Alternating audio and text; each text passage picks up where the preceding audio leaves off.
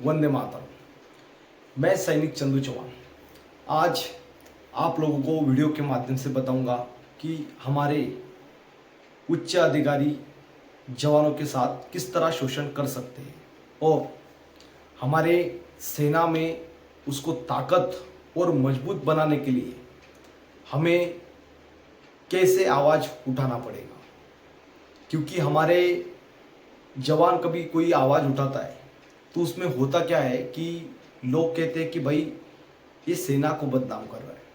कई लोग बोलते हैं भाई इसने कुछ गलती किया होगा। पर क्या आपने कभी कोशिश किया उस जवान की आवाज़ उठाने की? नहीं ना। उसकी बात कभी समझी? नहीं ना। उसकी बात को समझना ज़रूरी है। जवान जब सेना में जुड़ता है तो रात दिन मेहनत करता है। छठी सातवीं क्लास से वो शुरू कर देता है प्रैक्टिस। और जवान कौन जाता है?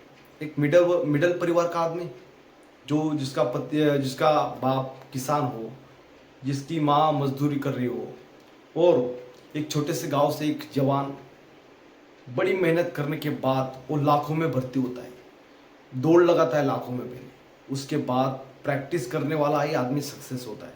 उसके बाद होता है मेडिकल में नाखून से लेकर उसके सर के बाल तक उसका मेडिकल एग्जाम होता है, जिसमें वो फिट पाया जाता है, तभी उसको जोड़ा जाता है। और मेडिकल किस लिए होता है? युद्ध होगा तब उसको कोई फिट होना चाहिए। युद्ध में लूड़ा लंगड़ा थोड़ी युद्ध करेगा, नहीं ना। इसलिए उसका मेडिकल जांच होती है।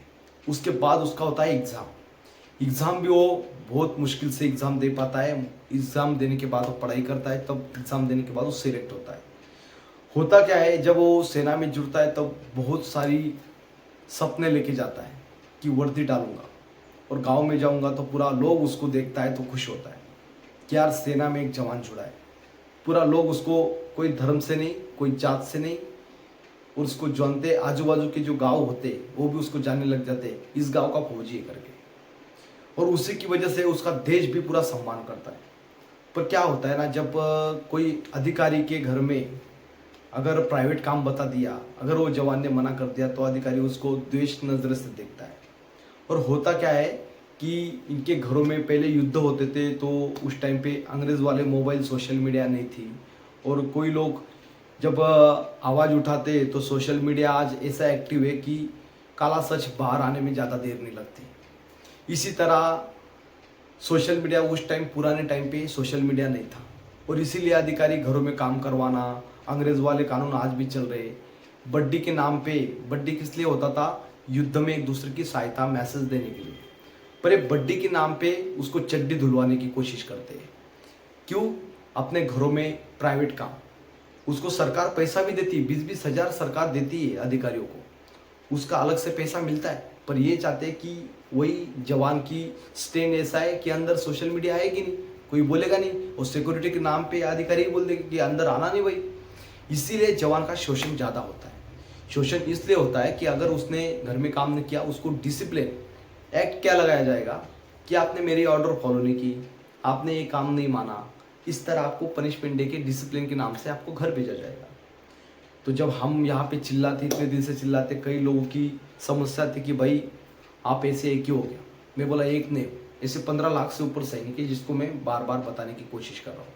तो इसमें होता क्या है, डिसिप्लिन के नाम से उसको जवान को घर भेजते हैं, और घर भेजने के बाद उसका पूरा परिवार शोषण करता है, और वो देश में कहीं भी नौकरी नहीं कर सकता। प्राइवेट कंपनी में भी उसका अधिकार छीन लिया जाता है।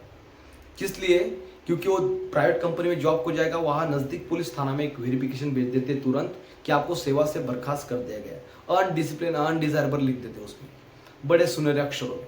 फिर उसको प्राइवेट कंपनी से भी वहाँ से बेइज्जत ढकल दिया जाता है। आप सोचिए, एक कैदी जो जेल से आता है, जिन्होंने बहुत क्राइम किए होते हैं, उसको भी कंपनी जॉब देती है। पर एक आतंकवादी आते हैं, उनको भी उदर निर्वाह के लिए सरकार योजनाएं बना सकती है। पर अपने देश का सैनिक जो देश सेवा के लिए गया था, वो एक देशद्रोही की तरह जिंदगी अपने देश में जीता है। यही मैं वीडियो आपके माध्यम से आपको बताने की कोशिश कर रहा हूँ।